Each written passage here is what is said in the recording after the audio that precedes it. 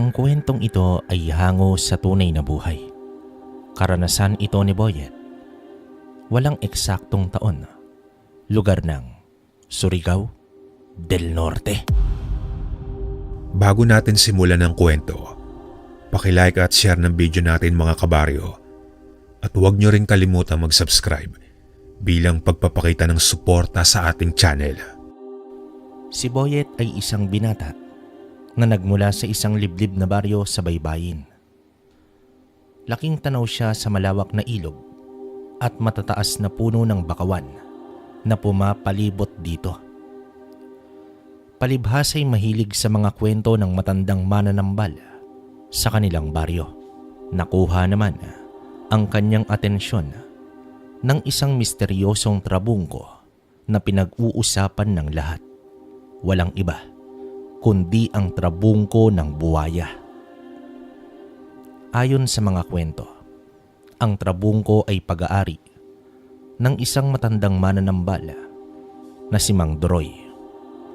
Isang matapang na mangingisda na nakaligtas mula sa mga malupit na buwaya sa ilog gamit ang mahiwagang trabungko. Ang kwento ng kanyang karanasan sa tubig at ang lakas na dulot ng trabungko ay naging alamat sa buong baryo. Isang araw, naglakad si Boyet papunta ng ilog.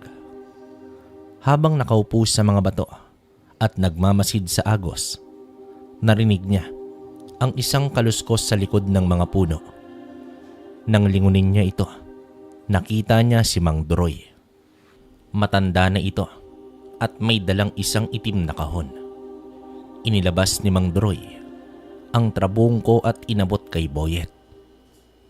"Magandang araw po, Mang Doroy. Kailangan niyo po ba ng tulong ko?" Pagbati naman dito ng binata.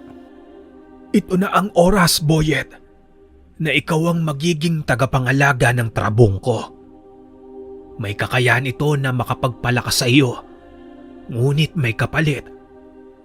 Tanggapin mo lamang ito kung handa kang magdala ng mabigat na pasanin.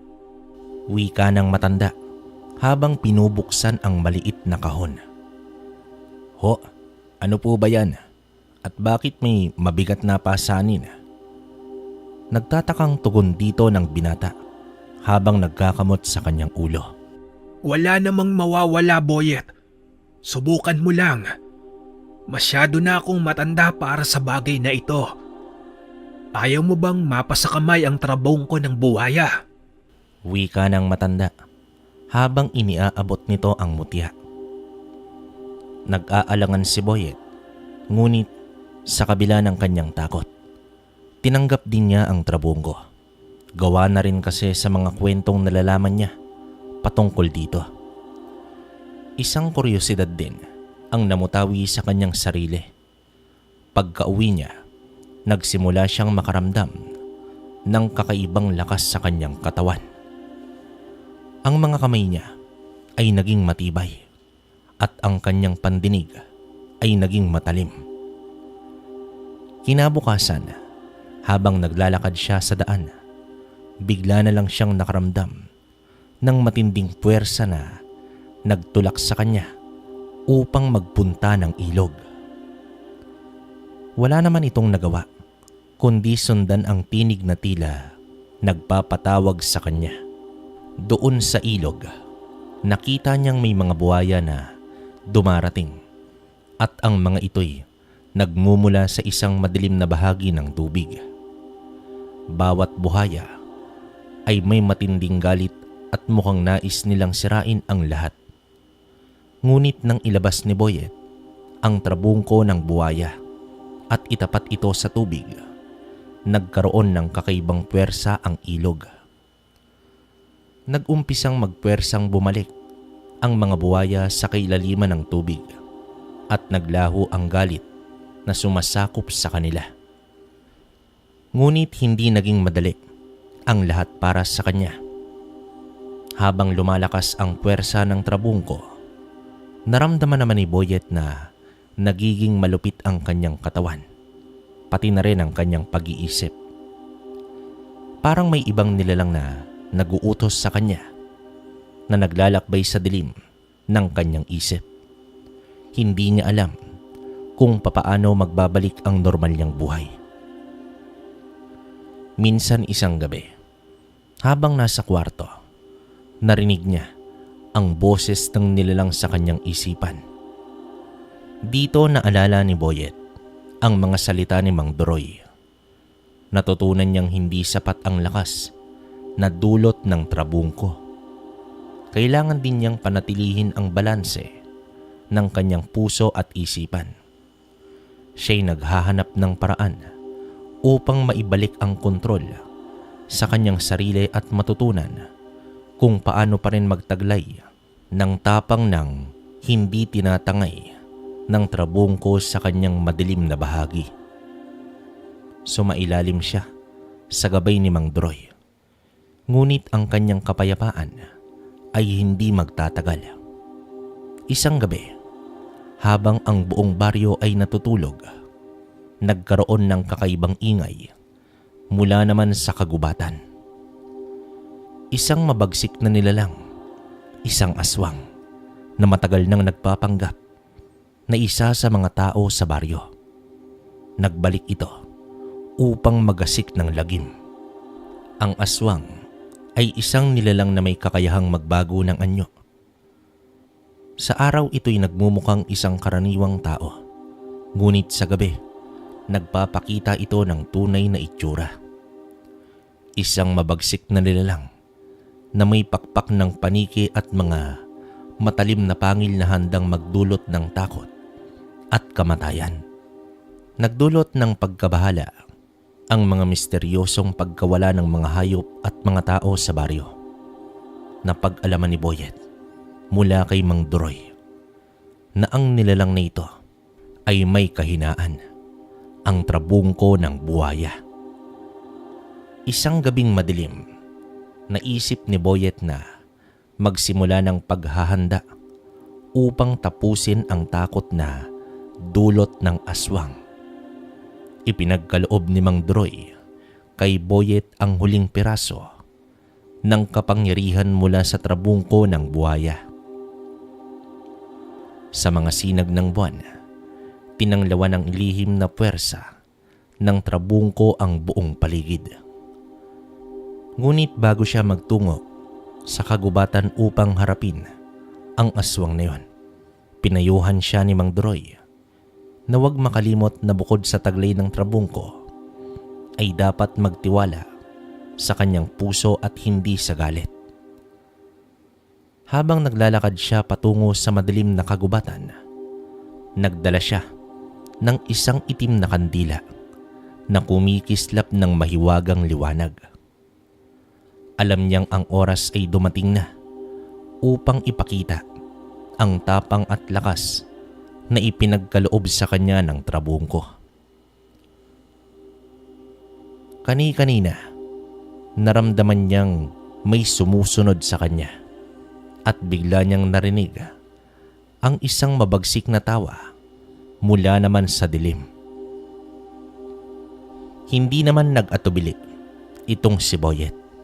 Mabilis niyang inilabas ang trabungko ng buhaya at itinutok ito sa dilim. Ang liwanag mula sa trabungko ay nagbigay daan sa isang matinding puwersa na sumalubong sa kanya. Naramdaman niyang ang kanyang katawan ay puno ng lakas at ang aswang ay parang nagdadalawang isip sa bawat hakbang nito. Biglang nagsimulang magbago ang anyo ng aswang na yon. Mula sa itsura nitong kaakit-akit na tao, nagbago ito sa isang dambuhalang nilalang na may pakpak ng paniki at mga pangil na parang pangil ng buhaya. Nagpakita ng tunay na puwersa ang aswang na yon. Habang lumalapit ito kay Boyet, napansin niyang ang bawat paggalaw nito ay may halong takot at puot. Pero hindi natakot si Boyet. Inalalayan ng trabungko ang kanyang lakas at nagising ang tapang na matagal nang nakatago sa kanyang puso. Hindi kita hayang magasik ng lagim sa aming baryo. Sambit naman dito ng binata. Agad na sinugod ni Boyet ang aswang at itinulak ang trabungko sa hangin. Naglabas ito ng ilaw na nagliwanag sa buong kagubatan. Habang ang aswang naman ay hinahabol, naramdaman ito ang puwersa ng trabungko na parang baga ng uling na tumatama sa balat nito. Halos magalit ang aswang sa sobrang sakit. Ngunit sa bawat pagtatangka nitong umatras, nadarama nito na ang trabungko ay may kapangyarihang humawak sa kanya. Ang bawat hakbang ni Boyet ay tila isang buhaya na umaatake sa nilalang na yon. Sa huli, nang maramdaman ni Boyet na hindi na makalaban ang aswang na yon, ang puwersa mula sa trabungko ng buhaya ay nagsimulang magbago ng anyo.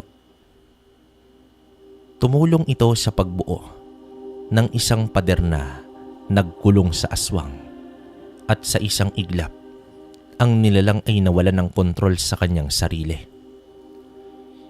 Pinilit nitong magpumiglas upang makalaya, ngunit sa ilalim ng kapangyarihan ng trabungko, nawalan ito ng lakas at natangay sa ilalim ng dilim.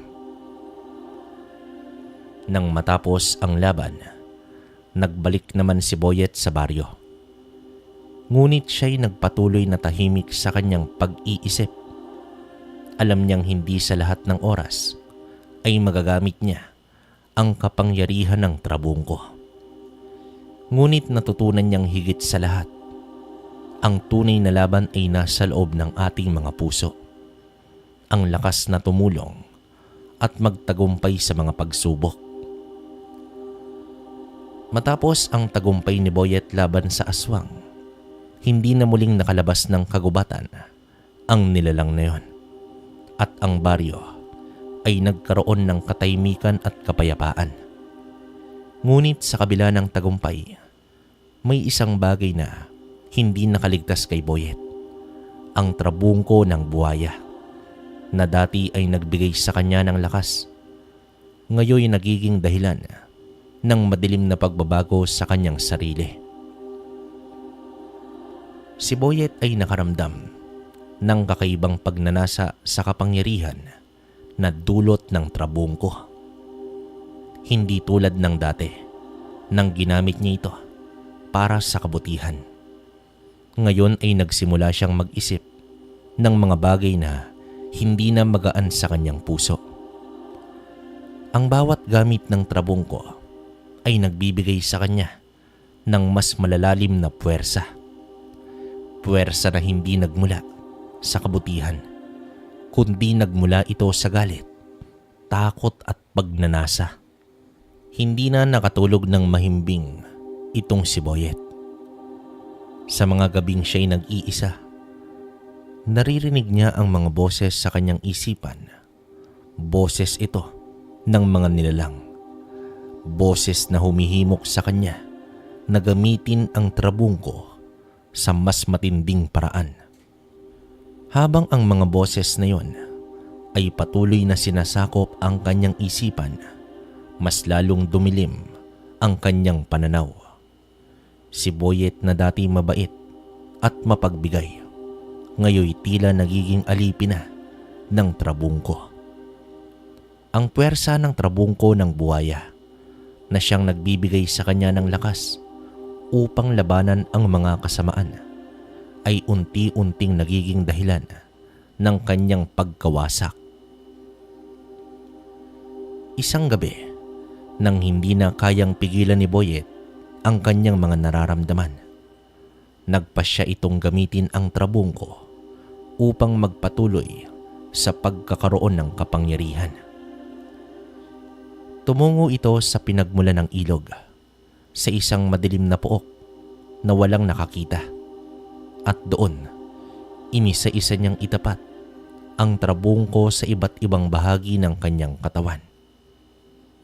Habang ginagawa niya ito, naramdaman niya na ang mga puwersa ng buhaya ay nagsimulang magbago ng anyo.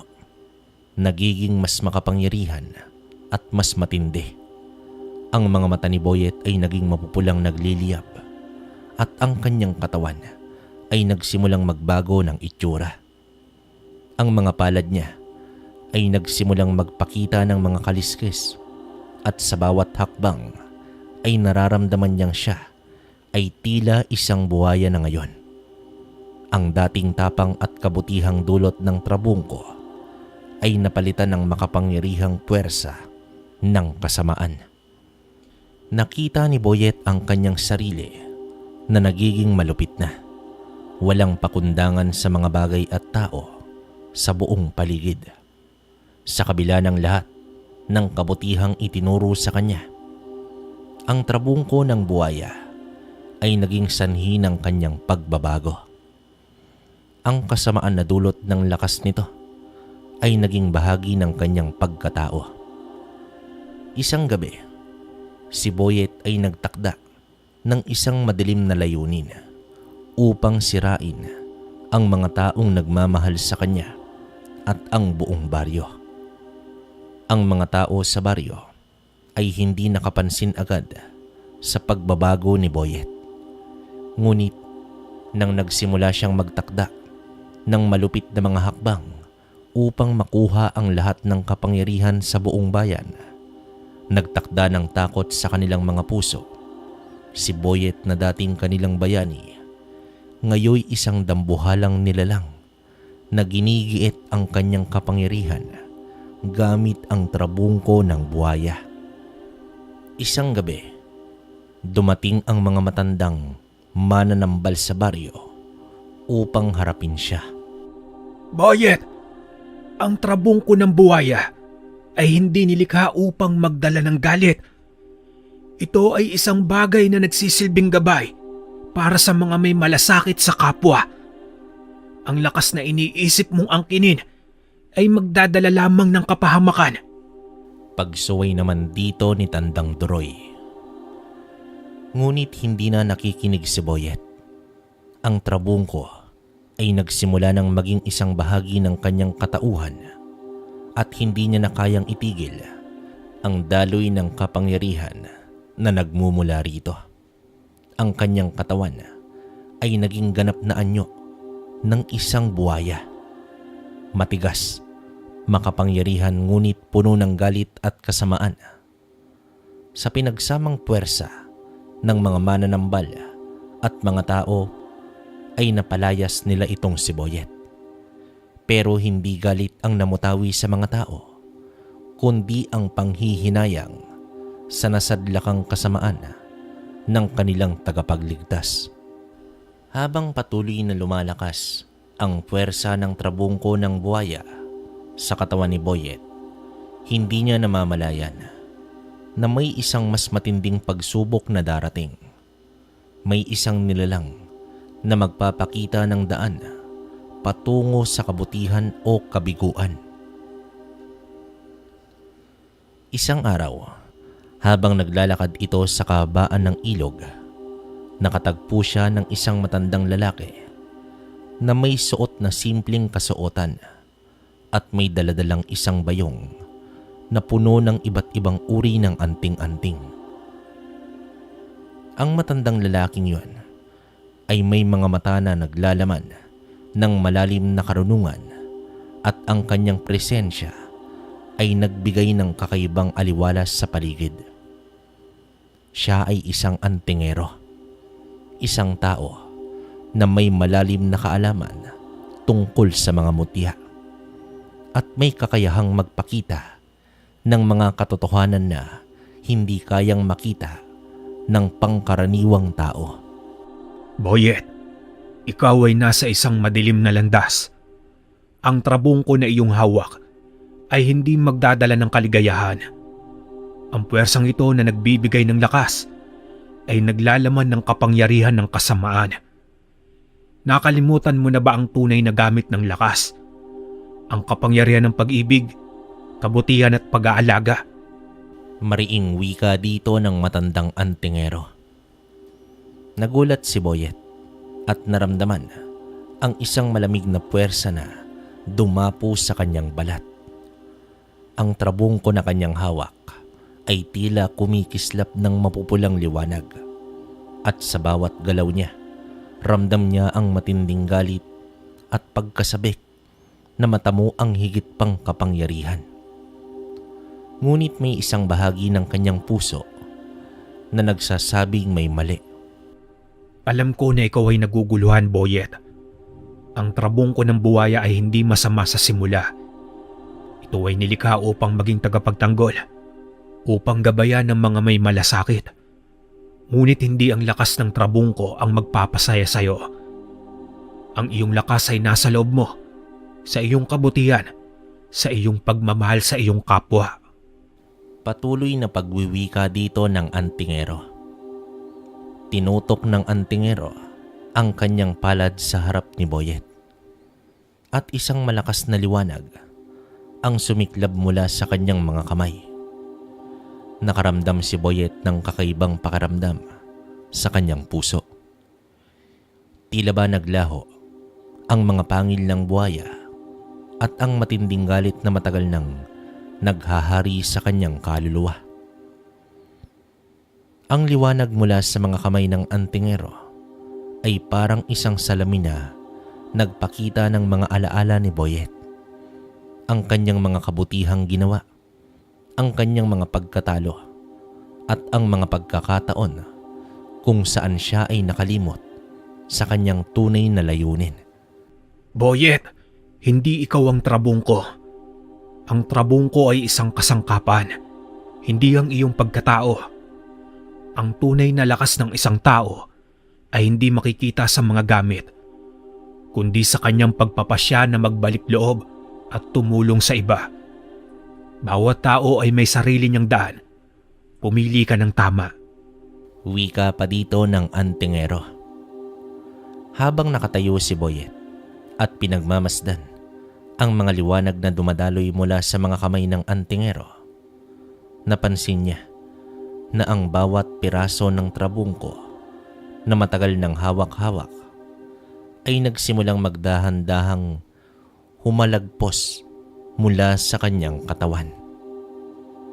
Ang mga kaliskis sa kanyang balat ay nagsimulang maglaho, at ang kanyang mata na dati mapula at puno ng galit ay naging malinaw at punong-puno ng pagnanasa na baguhin ang kanyang kapalaran. May pagkakataong ka pa, Boyet. Ang trabungko ng buwaya ay maaaring magsilbing gabay. Ngunit ikaw ang magpapasya kung paano ito gamitin. Pumili ka ng tama. Pumili ka ng kabutihan. Wika pa dito ng matanda. Sa mga salitang yun, nagsimulang magbago ang lahat. Ang madilim na ulap sa kanyang isipan ay naglaho, at ang pighati at galit na matagal nang nananatili sa kanyang puso ay nagsimulang maglaho.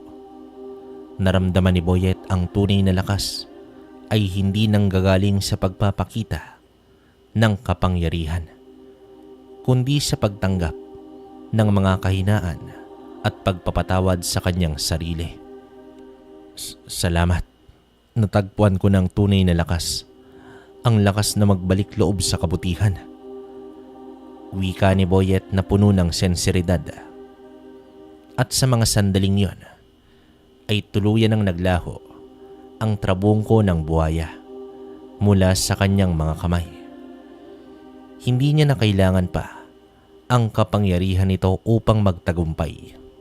Sa kanyang puso, nahanap niya ang lakas na hindi matutumbasan ng anumang uri ng trabungko.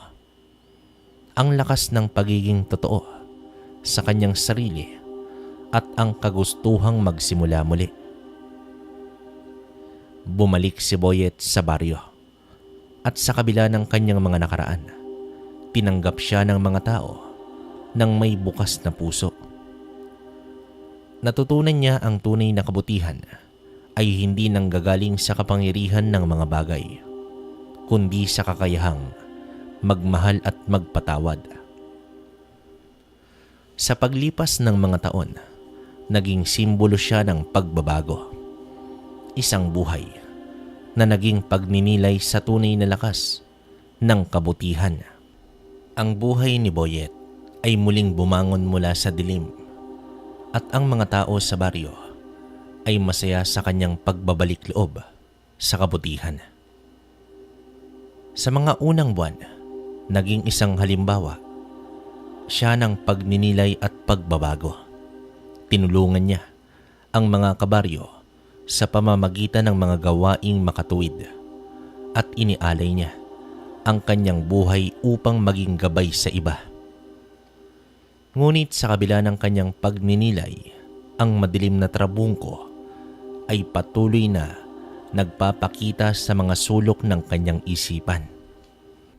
Isang araw, habang siya ay naglalakad sa tabi ng ilog na naging saksi sa kanyang pagbabago, nakaramdam siya ng kakaibang presensya. Tila ba may nakatingin sa kanya mula sa dilim at hindi nagtagal, isang matandang lalaki ang lumapit sa kanya. Ang matandang lalaki ay may mga mata na tila puno ng mga lihim at may hawak na isang bayong na katulad ng kay Mang Duroy. Isang sisidla na puno ng mga anting-anting. Ayon sa matanda, ang trabungko na minsay lumukob sa kanya ay hindi basta-basta nawawala. At hanggang sa mga sandaling yon, ay daladala pa rin ito ng kanyang kaluluwa. Nagulat ang binata at inalam kung papaano nasabi iyon ng matanda. Dagdag pa nito na ang trabungko ng buhaya ay bumabalik sa mga taong may malalim na ugnayan nito. Ang puwersa nito ay may paraan ng muling pagnanais sa kapangyarihan. Kaya kung hindi mo ito kokontrolin, maaaring makapaminsala ka uli. Nang marinig ni Boyet ang mga salitang yon, naramdaman niyang may kakaibang kilabot. Nais niya nang kalimutan ang trabungko, ngunit tila may mga hindi natitinag na puwersa na nagpapaalala sa kanya nito. Hindi ko na to kailangan. Nahanap ko ng tunay na lakas. Wika ni Boyet. Ang boses niya'y puno ng kalakasang nahanap mula sa kabutihan. Ngunit ang matandang lalaki ay ngumiti ng malungkot at nagwika ito ng, hindi mo ba nararamdaman? Minsan ang lakas ng iyong natamo mula sa kabutihan ay may mga sulok ng kaluluwa na hindi pa kayang tugunan. Ang trabungko ay hindi maghihintay. Boyet, hindi mo pwedeng itago ito sa ilalim ng iyong mga alaala. Kung hindi mo ito pipigilan, babalik ito. Sa mga salitang yon, muling nagbalik sa isip ni Boyet ang pakaramdam ng kapangyarihan mula sa trabungko ng buhaya. Ramdam niya ang puwersa ng kasamaan na nagmumula rito. Isang bahagi ng kanya ang nais pang hawakan nito. Ngunit isang mas malalim na bahagi ng kanyang puso ang nagpasya na hindi niya ito susundin. Si Boyet ay natagilid sa kanyang nararamdaman. Ang trabungko ng buhaya ay muling bumangon sa kanyang isipan. At ang puwersa nito ay parang isang nakatitig na ulap sa kanyang kaluluwa. Ang galit at takot na matagal nang nawala ay nagsimulang magbalik. At ang puwersa ng trabungko ay tila nag-uudyok sa kanya upang magbalik loob sa mga dating kasaysayan ng kapangyarihan. Ngunit alam ni Boyet na hindi siya maaaring magpadala sa mga puwersang iyon dahil sa mga salitang iniwan ng matandang lalaki. Nagsimulang maghanap si Boyet ng mga paraan upang muling pamunuan ang kanyang sarili at labanan ang puwersa ng trabungko. Nagsimula siyang makipagtulungan sa mga tao sa baryo upang magtayo ng mga proyekto at magsagawa ng mga gawaing makatuwid, at ang bawat hakbang ay nagsilbing isang pagkakataon upang patunayan na siya ay hindi na muling magpapadala sa trabungko. Ngunit isang gabi, tahimik, at habang si Boyet ay naglalakad sa kagubatan, isang pamilyar na liwanag mula sa kanyang bulsa ang muling kumislap. Ang trabungko ng buwaya ay muling nagpakita. Hindi sa kanyang mga kamay, ngunit sa kanyang isipan.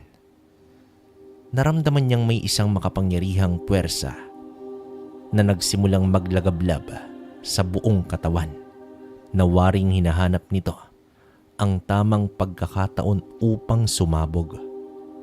Ang trabungko ng buwaya, sa kabila ng lahat ng mga aral na natutunan ni Boyet, ay muling nagbalik sa buhay niya. Ngunit sa pagkakataong ito, hindi sa paraang maaaring magdulot ng pagkatalo kundi ng isang pagsubok.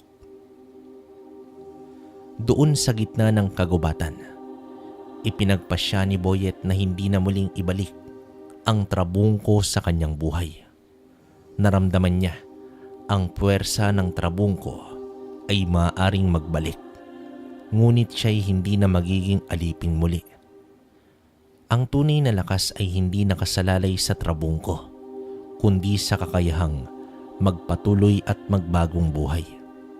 Sa huli, tanging siya at ang kanyang pananampalataya sa kabutihan ang magiging gabay sa pagharap sa anumang hamon, at ang trabungko ng buwaya na minsan niyang itinuring bilang kanyang kapangyarihan ay nawala na, hindi sa pagkatalo, kundi sa kanyang pagpapasya na magbago at magsimulang muli. Bumalik na sa normal ang buhay ni Boyet. Naging masaya ito sa kanyang mga ginagawa sa baryo at patuloy na tinutulungan ang mga tao upang muling buuin ang mga nasirang kabuhayan. Ngunit sa kabila ng kanyang bagong buhay, may isang madilim na puwersa na hindi pa rin tuluyang lumalayo sa kanya. Gabi nun, habang ang buong baryo ay mahimbing na natutulog, isang kakaibang ingay ang narinig mula sa kagubatan. Isang malupit na huni na tila nagmumula sa mga nilalang na hindi dapat makita ng mga mata ng tao. Walang iba kundi ang mga aswang. Ang mga mang-uugnay sa madilim na nilalang na ito ay kilala sa kanilang pahirap at kasamaan.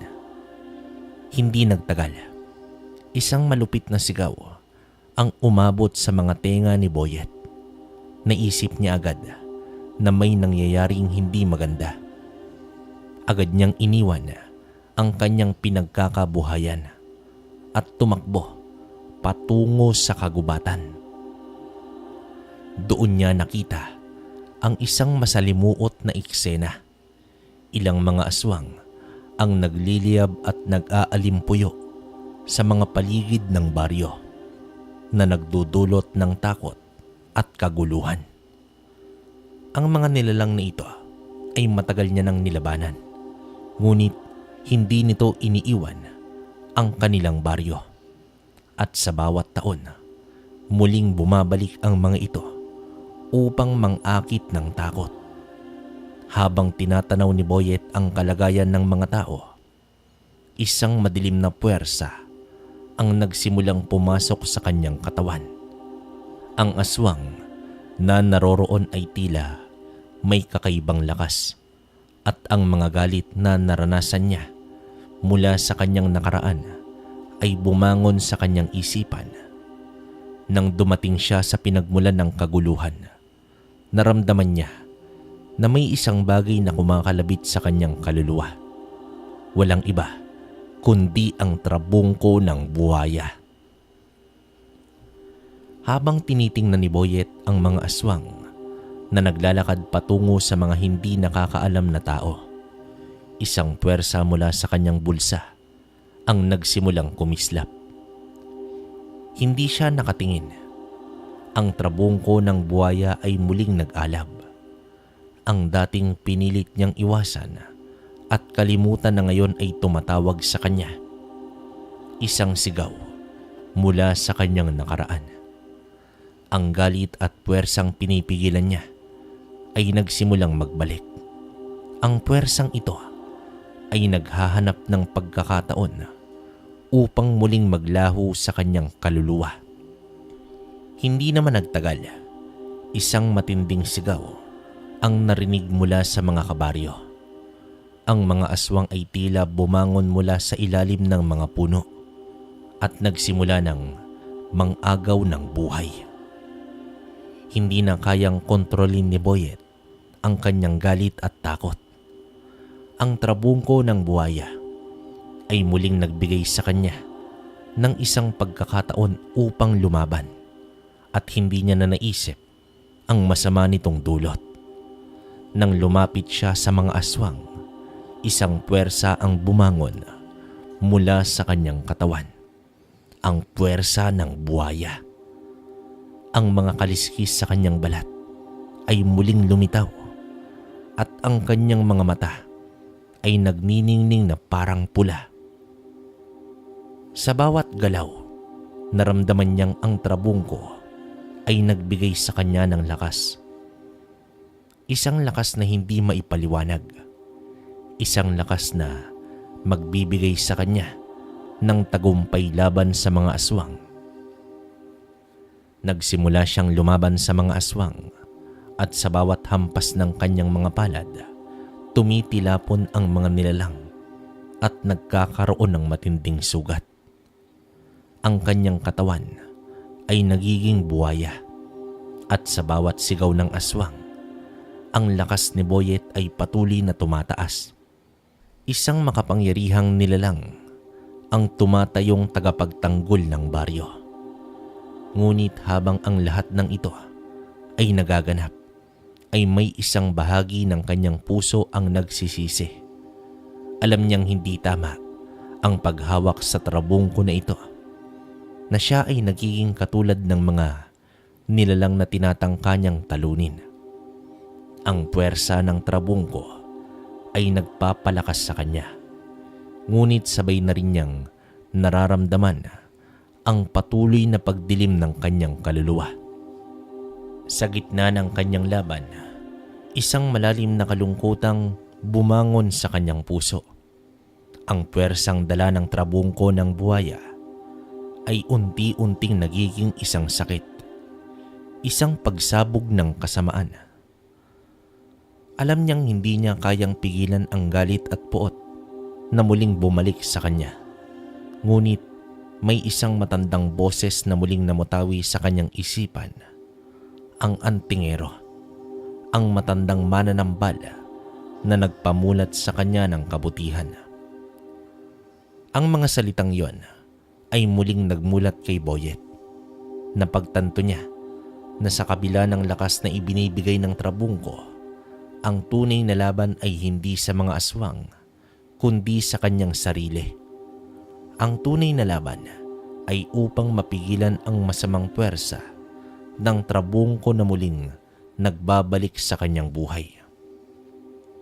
Sa huling sandali, ang trabungko ng buhaya ay naglaho mula sa kanyang katawan at si Boyet ay muling bumalik sa kanyang tunay na sarili. Ang kanyang desisyon ay hindi lamang para sa baryo, kundi para sa kanyang kaluluwa. Matapos ang laban ng mga aswang, natutunan ni Boyet ang pinakamahalagang aral sa kanyang buhay.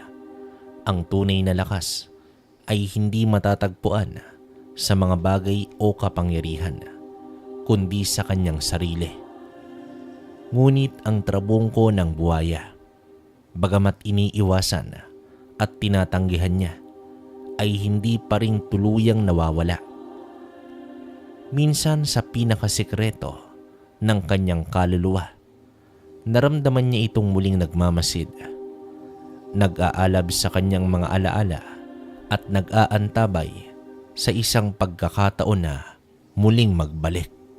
Isang araw, habang siya ay naglalakad sa kabayanan, nakarinig siya ng mga usapan ng mga tao.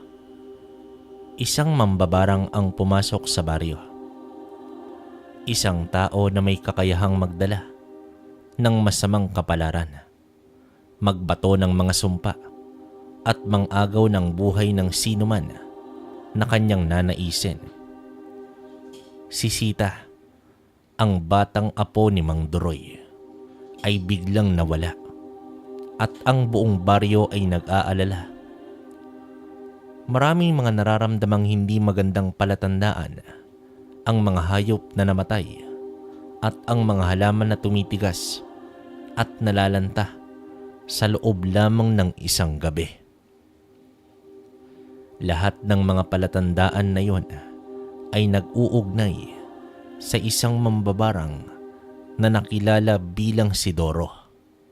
Hindi matatawaran ang takot na naramdaman dito ni Boyet.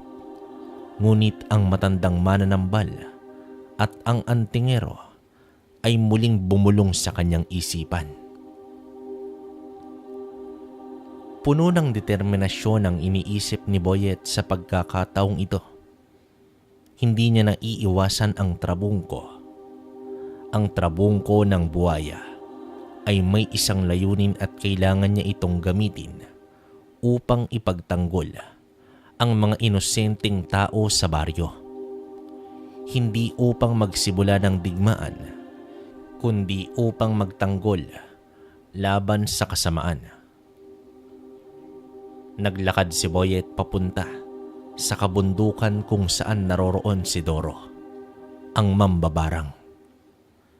Ang lugar na iyon ay kilala sa mga misteryo at mga lihim ng kalikasan. Nang makarating siya rito, nakatagpo siya ng isang matandang kahoy na may mga ukit na simbolo ng kapangyarihan.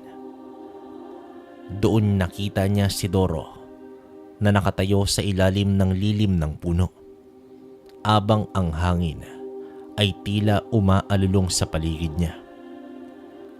Ang mga mata ni Doro ay kumikislap ng malapulang liwanag at ang kanyang mga kamay ay hawak ang isang itim na kwintas na naglalabas ng usok. Boyet, narito ka upang humarap sa akin. Alam mo bang hindi mo kayang labanan ang aking kapangyarihan? Ang iyong trabungko ng buhaya ay wala ring silbi laban sa akin. Wika ni Doro nang may masamang ngiti. Hiningi ng pagkakataon ang isang pasya. Ang mga galit na nararamdaman ni Boyet ay nagbalik. Bawat bahagi ng kanyang katawan ay tila nag-aalab. Ang trabungko ng buhaya ay nagkislap mula sa kanyang dibdib at isang lakas ang nagsimula sa kanyang kaluluwa. Ang trabungko na dati ay sanhi ng kanyang mga pagkatalo ay ngayon nagiging tagapagtanggol ng kanyang baryo. At sa mga sandaling iyon, si Boyet ay muling naging buhaya, hindi upang manakop, kundi upang ipagtanggol. Huwag mong gawing biro ang aking lakas. Ang trabungko ng buhaya ay hindi mo kayang kontrolin. Doro, laban ka sa akin. Seryosong wika naman dito ni Boyet. Habang tinataas ni Boyet ang kanyang kamay, ang mga kaliskis ng buhaya sa kanyang katawan ay nagniningning at nagsimulang maglabas ng malakas na liwanag. Si Doro ay nag-umpisang mag-usal ng mga orasyon at sumpa. Ngunit bago siya makapagpatuloy, ang puwersa ng trabungko ng buhaya ay bumulusok papunta sa kanya. Sa bawat galaw ni Boyet, ang kanyang katawan ay tila naging higit na malakas at mabilis. Parang isang alon na hindi mapipigilan. Hindi inasahan ni Doro ang ganitong lakas mula kay Boyet. Ang mga ulap sa paligid ay tila nagiging itim na habang ang hangin ay nagiging mainit at mabilis. Sa isang iglap, naramdaman ni Doro na ang trabungko ng buhaya ay naging parang isang leon. Mabilis at mabangis na sumalakay. Tinatanggal ang lahat ng kanyang proteksyon sa katawan. Hindi kayang pigilan ni Doro ang pagnanasa ng kapangyarihan mula sa trabungko ng buhaya. At sa huli, siya ay napilitan ng magtago sa dilim.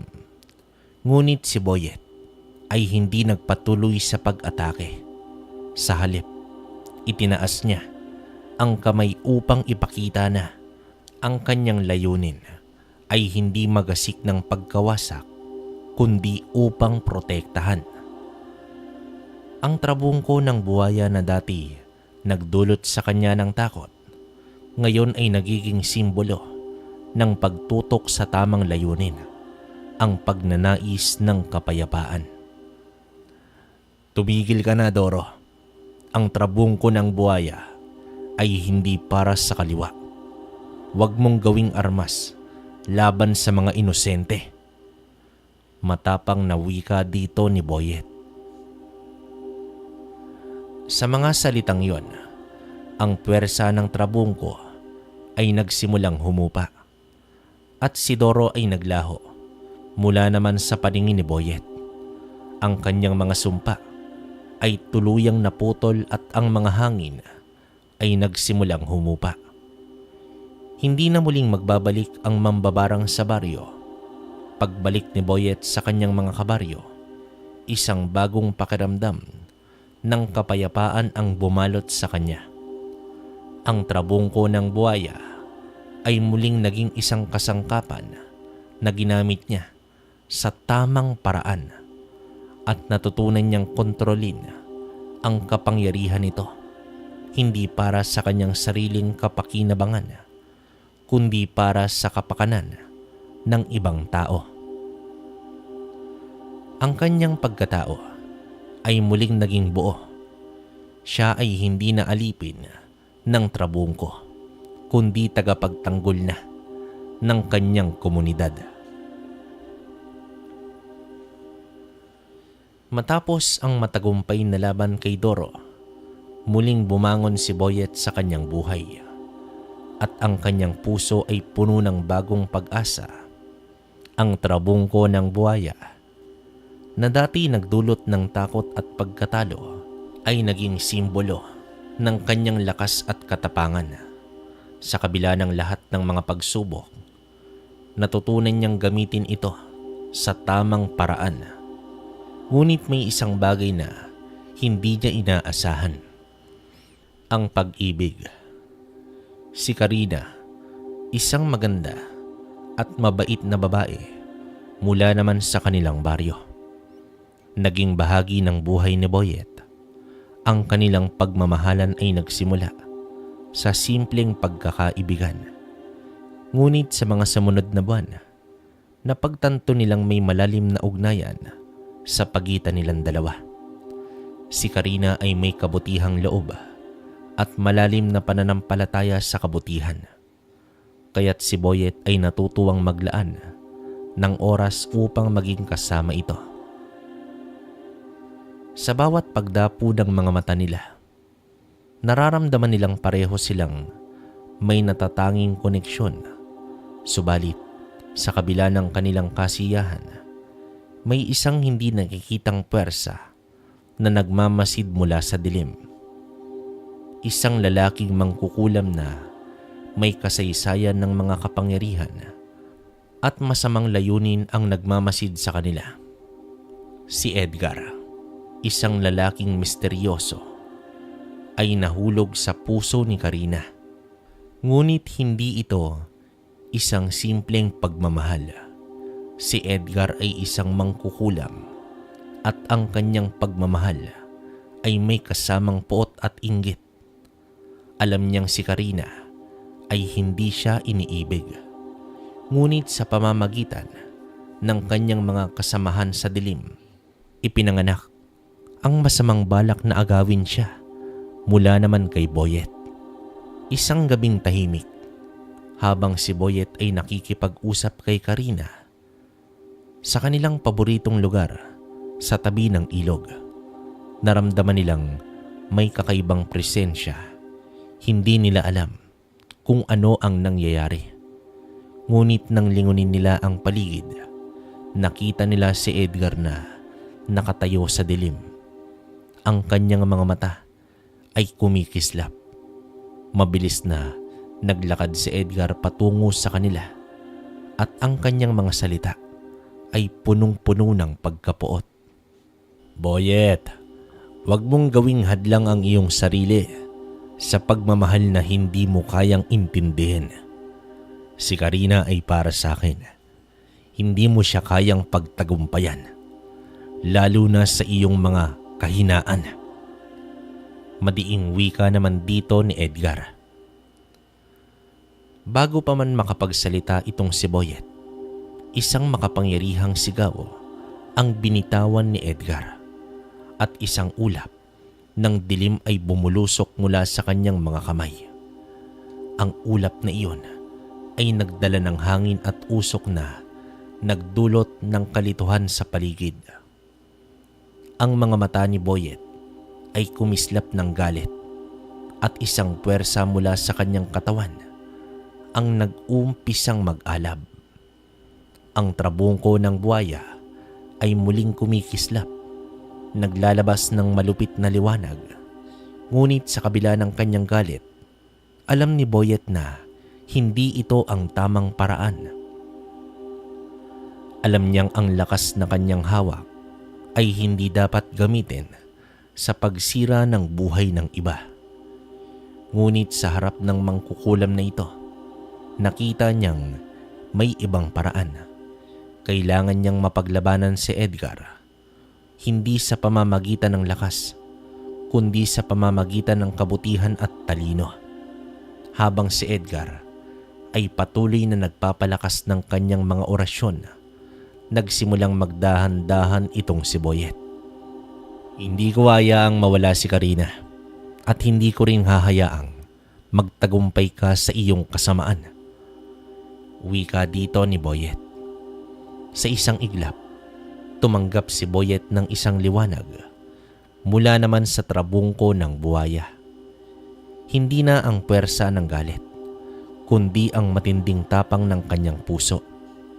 Sa kanyang kalooban, naramdaman niya ang trabungko ay umayon sa kanya upang pigilan ang kasamaan ni Edgar. Ang pag-ibig ay hindi kayang kontrolin o agawin. Si Karina ay may sariling pasya at hindi ko hayaang gamitin mo siya bilang sandata sa iyong kasakiman. Matapang na sambit pa dito ni Boyet. Nagulantang si Edgar, ngunit hindi siya tumigil. Pinapalakas pa niya ang kanyang mga orasyon. Ipinapakita ang buong puwersa ng kanyang kapangyarihan. Ang hangin sa paligid ay naging matalim at magaspang, ngunit si Boyet, gamit ang trabungko ng buwaya, ay nagsimulang magdasal at tumawag sa mga espiritu ng kabutihan. Sa pamamagitan ng kanyang mga salita, ang liwanag ng trabungko ay sumiklab ng mas maliwanag. Ang kapangyarihan ng buwaya ay nagsimulang magdulot ng isang harang sa mga sumpa ni Edgar. Ang dilim na dinala ni Edgar ay napawi at sa huli, si Edgar ay napilitan na umatras at maglaho sa dilim. Si Karina, nakatayo sa gilid, nakaramdam ito ng takot ngunit nagpasalamat sa tapang ni Boyet. Si Boyet naman ay ngumiti at sa unang pagkakataon ay naramdaman niya ang pag-ibig ay isang bagay na hindi kayang agawin ng puwersa, kundi isang bagay na ibinibigay mula sa puso ng bawat isa. Sa huli, si Edgar ay umalis na at si Boyet at Karina ay muling nagpatuloy sa kanilang buhay. Natutunan ni Boyet na ang tunay na kapangyarihan ay hindi laging ipinapakita sa mga labanan, kundi sa kakayahang pigilan ang galit, kontrolin ang puwersa, at gumawa ng mga tamang desisyon. Matapos ang lahat ng laban, pagsubok at tagumpay, si Boyet ay nakaramdam ng isang tunay na kapayapaan sa kanyang kalooban. Si Karina ay ligtas at ang baryo ay muling napanatili ang katahimikan.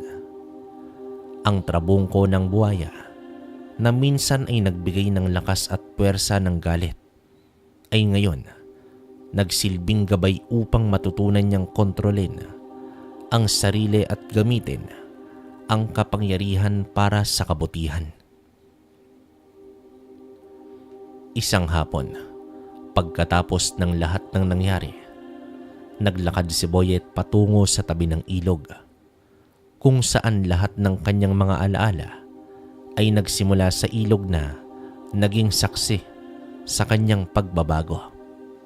Sa mga takot at tagumpay at sa bawat hakbang na tinahak niya sa landas ng kabutihan. Walang gaanong tao sa paligid. Ang mga alon ng ilog ay tahimik na dumadaloy. Ang mga puno sa paligid ay nagsasayaw sa hangin at ang araw ay malumanay na lumulubog sa kanlurang bahagi ng kalangitan. Bumangon si Boyet mula sa mga pagninilay at lumapit sa pampang ng ilog. Pinatigas niya ang kanyang mga paa sa malamig na buhangin at umupo sa gilid ng tubig. Isang malalim na paghinga ang binitawan niya at tila naglaho ang lahat ng bigat na dulot ng mga nakaraang laban. Habang ang hangin ay dumarampi sa kanyang balat, muling bumalik sa kanyang isipan ang mga aral na natutunan mula sa lahat ng kanyang karanasan. Sa kabila ng lahat ng kapangyarihan na hawak niya, naisip niyang ang tunay na lakas ay hindi mula sa bagay o trabungko, kundi mula sa pasya at mga pagpili na ginagawa niya. Ang kalikasan, ang ilog at ang mga puno ay nagsisilbing paalala sa kanya na sa bawat alon ng buhay, may pagkakataon siyang magsimula muli at tuluyang magbago. Isang maliit na alon ang dumapo sa kanyang mga paa at para mang ito'y isang paalala mula sa kalikasan.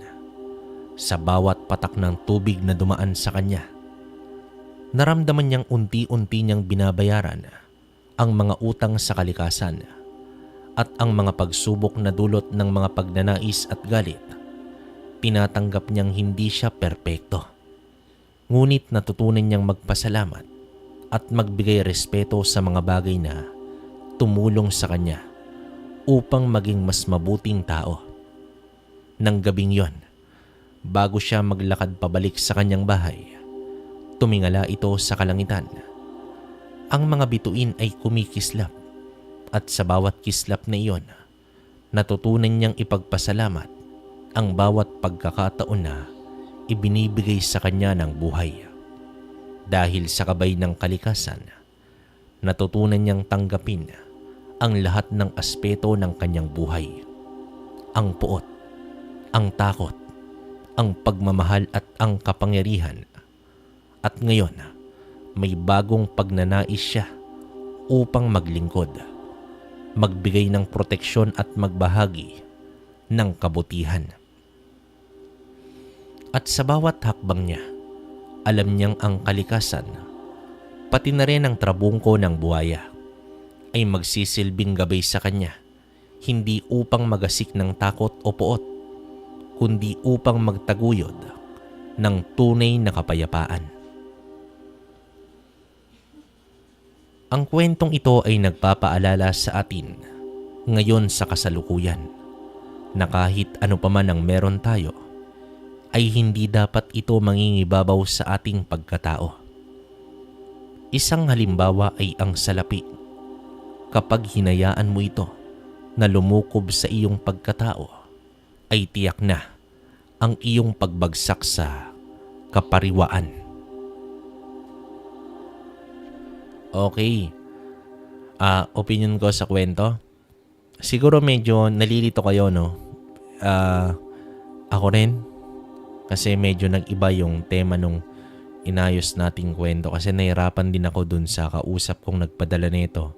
Kasi parang hindi niya ma-recap eh. Ewan ko, sobrang talino nun kasi parang hindi niya ma-recap pero ang lalalim ng binibigay niyang, kumbaga deep meaning nga tong kwento na to eh, no? Pero napaaganda para sa akin. Dito ko nalaman na, yun nga, nakita niya naman yung dulot ng trabungko ng buhaya. Pwedeng maging kanan o kaliwa to, depende talaga sa taong nagtatangan, di ba? Buti na lang nagising tong si Boyet. Kasi, parang ang nangyari kasi parang from kanan na gamit, ang naging gawi niya is kaliwa, di ba? So parang napaka-imposible na gumana nung trabungko. Kaya lang, wala tayong magagawa, gumana. Di ba? Hindi naman natin pwede, kumbaga parang meron kang mutya ng pangil ng kidlat pero ginagamit mo sa kasamaan. Pwedeng gumana yun, depende sa orasyon na gagamitin mo. Kaya nga lang, hindi ko rin alam kung gaano katagal yung bisa nun kasi may ganun eh. Kumbaga, ako kaliwa ko pero nakakuha ko ng kanan. May mga orasyon kasi na parang may susi na mahawakan o makuha yung kakayanan ng kanan papuntang kaliwa. May ganun, kabaryo. Pero masyadong malalim na aral na yon. Hindi ko na rin sa inyo ibabahagi kasi syempre nakikinig lang naman tayo rito. So yon, hindi na rin ako magbibigay ng mahabang komento, kayo nang bahala. Tapos comment down below, babasahin namin yan. Nga pala, dun sa mga nag-a-avail ng gamit natin sa Kwentong Baryo Official, available pa po yun. PM lang kayo sa page tapos within ngayong week na to lahat settled na, napadala na natin. Aayusin na lang natin kasi narepack ko na kaya medyo late na rin. Pansin nyo rin yung boses ko, medyo antok na talaga. Pero tinapos ko to para sa inyo. Tapos nga pala, may announcement ako sa inyo. Hindi ko alam kung good news o bad news to. Magiging alternate yung upload natin. Kasi nahirapan na rin ako. Pero titingnan natin na mag-daily pa rin. Pero ang kinagandahan sa alternate na upload natin, dito ko na ipapasok yung mahabang storya. Kasi hindi ko naman nababanggit sa inyo, marami tayong istorya na sabi ko nga sa inyo may multo pa tayo. Kasi syempre lumawak yung nakakaalam ng channel natin dahil sa inyo. Marami rin yung nagpadala. Meron tayong mga story dito na sobrang haba pero sa tingin ko naman magugustuhan nyo. So hingin ko lang yung opinion nyo doon. Okay ba sa inyo yung alternate? Pero siguro ang story natin papalo na ng 2 hours pataas. Nakakapagod yun. Hindi ko naman kakayanin ng daily yun, kabaryo. Kasi mahirap po yung ganito. Pero yun, hineads up ko lang kayo na ganun yung sistema natin. Baka this week din yung start nun. Pero ang good news naman doon, 10:30 tayo mag-upload dito. 4:30 PM naman ng hapon, meron tayong kwento ni Kabaryo. Kaya sinabi kong hindi ko kaya kasi magnanari tayo ron. Tapos meron pa tayong kwentong kalakbay. So yun, kaya sinasabi ko sa inyo, sana supportahan nyo yung mga channel natin. Kwentong Baryo, kwento ni Kabaryo, saka kwentong kalakbay. Kasi lahat yan, nilalaan na namin ng oras. Hindi naman yan na basta lang, di ba? Pansin nyo naman, lahat, pati yung mga ginagawa namin, pati yan sa Facebook page, nakakausap nyo ako, nilalaan na natin ng oras yan. So, yun lang naman. Sana maging okay sa inyo. Comment kayo kung okay sa inyo yung ganong sistema natin. 10:30 pa rin ng umaga. Tapos, alternate na. Sana, kayanin ng daily. Pero, 90% alternate. Pero, 2 hours up yung stories natin. Tapos, hindi naman kayo mabibitin sa daily kasi meron tayong kwento ni Kabaryo, yung channel ko. Doon naman, 4:30 ng hapon. So, supportahan nyo. Mamaya meron tayo. Painggan nyo, hintayin nyo. 4:30 ng hapon. Yan. So, hanggang dito na lang muna mga Kabaryo. Bali, yung shoutout ko rin siguro pag long story na tayo. Doon natin sisimulan. O tingnan natin. Basta nababasa ko naman yung mga comment nyo. So, yun. Muli hanggang dito na lang. Hanggang sa susunod na kwento. Maraming salamat.